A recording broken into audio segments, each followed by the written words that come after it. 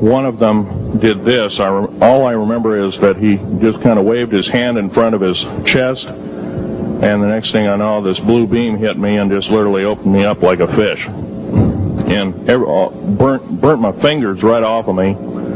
And it was some form of electrical force, because the kind of like being hit by a lightning bolt burned all my toenails off of me. Completely crispy crittered my left foot. Burnt the shoe right off of me. All I remember was the smoking remains, and I'm still conscious, but in and out of, I didn't remember much. And there was a Green Beret that was right behind me that risked his life. In fact, he died. But he risked his life. He shoved me back in the basket and hit the button and took me up. And I wouldn't be alive talking to you today if it wasn't for him. I'm forever indebted. He lost his life.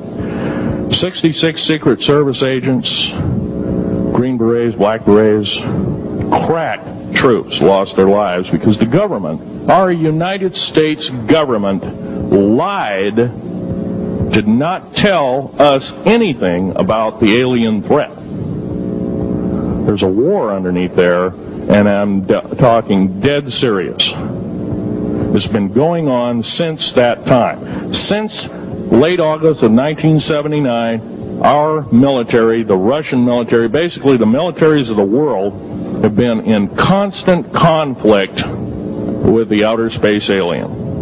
The small gray, the large gray, the reptilians, the whole thing. There are 11 distinct races of aliens. 2 are benevolent. 1 had to leave here in a hurry because their world is under attack, both on the surface as well as underground. There, the Pleiadians. They're familiar. Maybe some of you are familiar with that.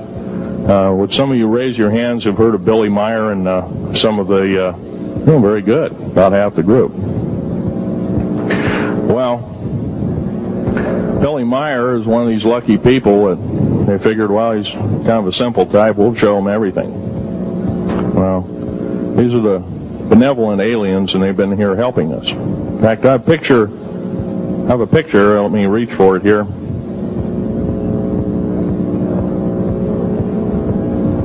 I have a picture of one of the aliens been working for the United States Pentagon for the last 58 years. His name is Val Valiant Thor.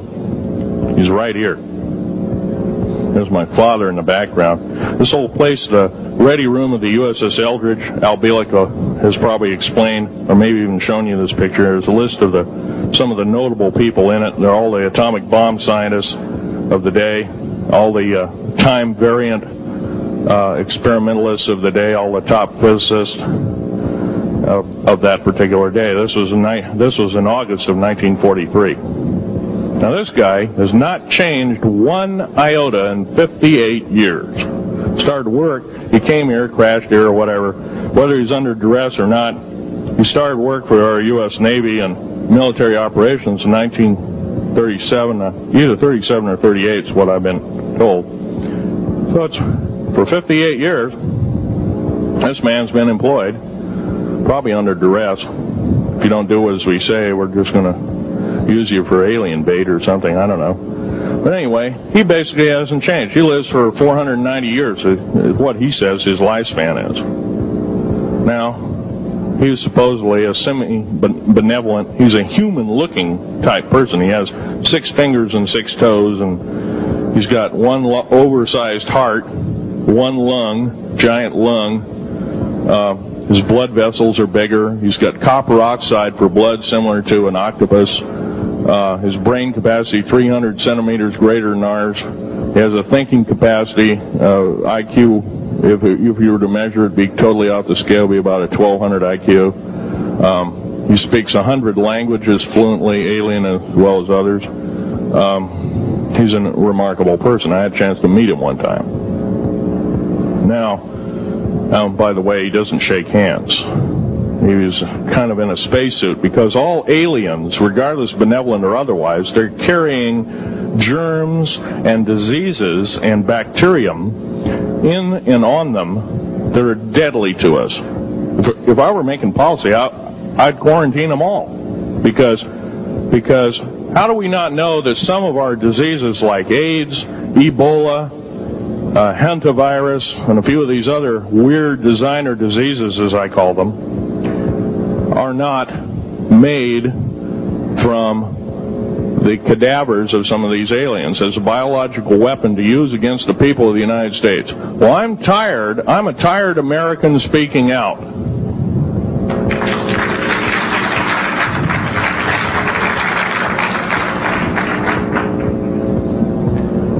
Now, what I'm telling you is kind of almost like a brain overload here.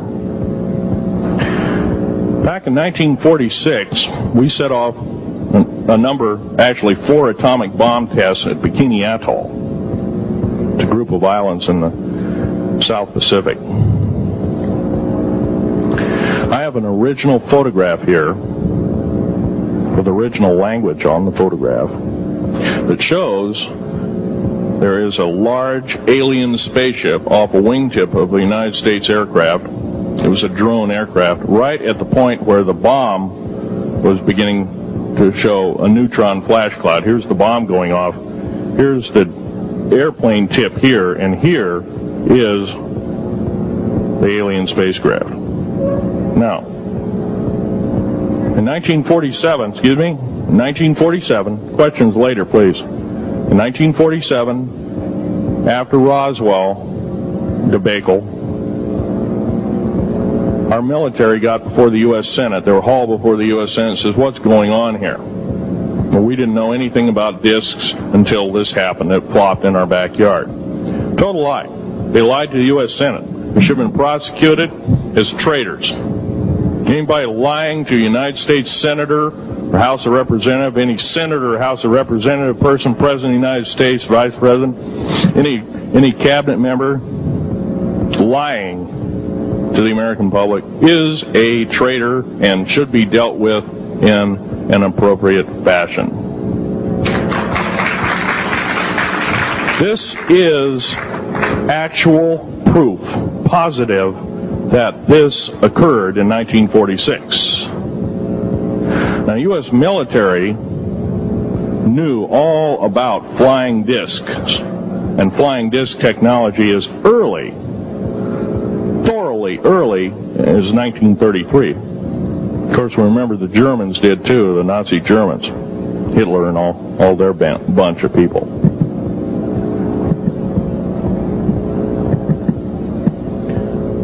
Now, it gets to the big question, if all this has been hidden from us, everybody says, well, where's the proof? I've got some of the proof laying on the table. But a lot of you probably are totally skeptical. They say, well, I could be anything.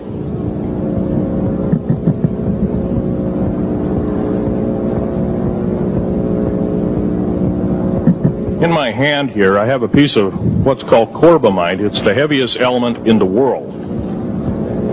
Element 140. This piece of material weighs 15 ounces. It's 3.5 times the weight of uranium. It cannot be made to emit gamma rays. It cannot be isotoped. It is totally stable. It is used in all stealth aircraft and all Phoenix-class submarines. When combined with other alien elements, it is impregnable. It cannot be melted with charged particle beam weapon. When properly combined in secretive compounds, it can withstand temperatures in excess of 10 million degrees Fahrenheit. It is grown by aliens who have given a good... The other side of the alien question is, some of these aliens have broken off from their mainstream and said, we're not getting a fair shake, and so this is what happens. And I'm talking about the alien grays. Some of them broken away. They're talk about not being popular. This particular piece of metal is an amazing piece of technology. It's capable of being grown in 15 different crystal systems. Now, I'm a geologist, and I, prior to 15 or 20 years ago, knew of only 6 crystal systems. And is actually 15, if you count all the alien metals. Now, this is only element 140. If you look at the local periodic table in your local library, it says 104. Somewhere down the line, we've been lied to, we've been cheated. What we have to do is we have to literally ask for the truth. If we cannot ask for the truth, we must demand the truth. We must take it before courts of law and common law systems, and we must demand it. If we cannot do this, our founding fathers told us the only thing left is to overthrow, to get the parasites out. I don't advocate overthrow, but it does look like this may be the only alternative.